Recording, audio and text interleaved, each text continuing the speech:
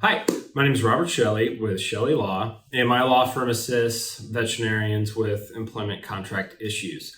Today, I'm just going to do a brief breakdown of malpractice insurance for a veterinarian. What are the different options that are available, and then kind of what do most vet practices actually use. So, I think vets are probably unique in the space of healthcare as far as malpractice insurance goes.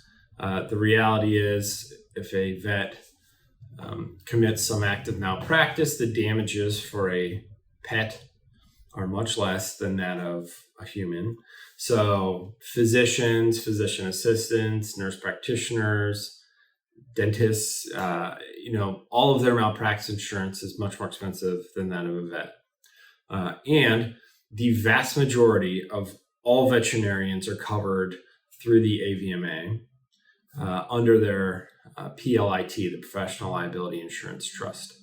Now, if you are a vet that is joining a vet-owned practice or even one of the kind of corporate-owned practices, it still is very likely they're going to use the AVMA PLIT program for their malpractice insurance. And it depends upon what specialty you're in. So it's small animal, and then equine, and then some large animal as well beyond equine. But the most expensive is equine, and usually that's around 5 to 6 times more annually than it would be for a vet who's focusing on small animal.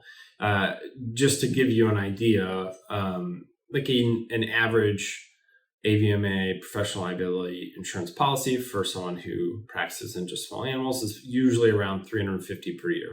Now, you can choose the amount of coverage, and so the larger amount of coverage that you get, the more expensive it will be annually. For most equines, I think at the lowest amount, it's around $2,000 per year. But that gives you a little idea of what the cost is. Now, first, if you're an independent contractor and you have to provide your own insurance, very simple. You just contact the AVMA and get a policy for yourself. And then if you are an employee of either a large corporate practice or a smaller vet-owned practice, the employer is going to pay for your underlying coverage. Another difference for most, malpractice programs for vets versus, kind of physicians is the type of coverage that's offered.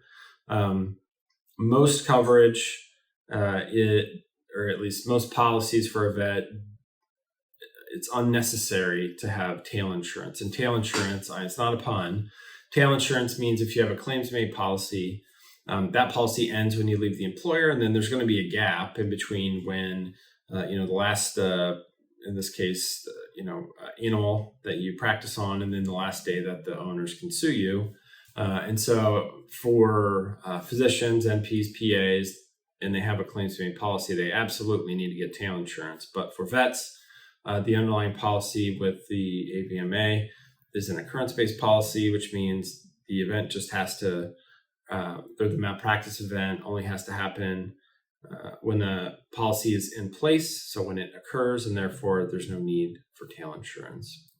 I would say of all the specialties, of all the professions, vets probably have the easiest as far as malpractice is concerned. There are some caps on the damages when it's an animal, not a human. And so it's just not something that most vets have to put a ton of thought into. Get the policy through the AVMA.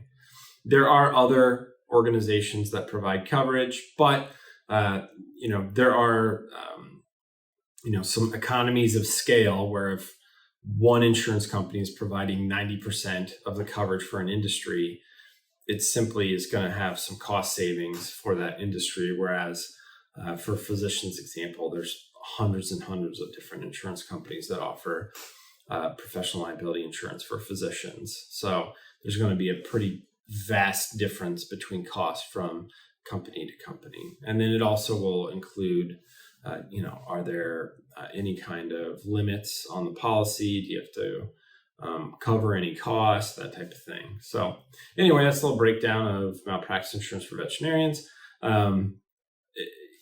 This is something that can be negotiated in the contract if needed. But as I said before, it's usually not something we focus on simply because the employer should always cover the underlying premium for the vet. And since there's no tail insurance needed, it's a pretty simple process. You should focus on other things like the non-compete, compensation, production bonuses, that type of thing. Anyway, if you have any questions about your veterinary associate contract or an independent contractor agreement, feel free to contact my law firm at the phone number listed below in the description, or you can reach us through our website, chellelaw.com. If you thought this video was helpful, please like, subscribe to the channel. We release videos every single day. All right, appreciate it. Thanks. Bye.